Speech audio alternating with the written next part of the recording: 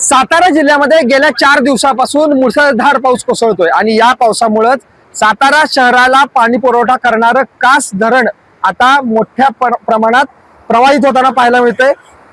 पूर्ण क्षमतेने हे कास धरण भरलेलं आहे। आपण पाहतोय की त्याच्या सांडव्यावरून मोठ्या प्रमाणात हे पाणी वाहताना आपण पाहतोय।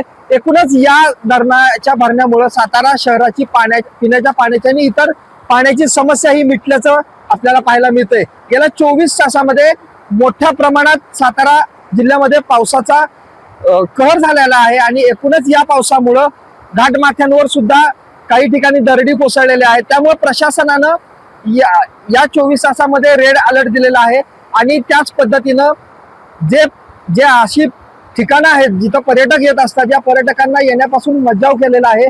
काही मार्गदर्शक सूची प्रशासनाने घालून दिलेल्या आहेत आणि त्या मार्गदर्शक सूची पाळण्याचं आवाहन प्रशासनाकडून करण्यात येतंय। एकूणच आता हे कास तलाव भरल्यामुळं सातारा शहराच्या पिण्याच्या पाण्याची समस्या ही आता मिटल्याचं पाहायला मिळतंय। महाराष्ट्रातील सर्व बातम्यांचे विश्वासार्ह व्यासपीठ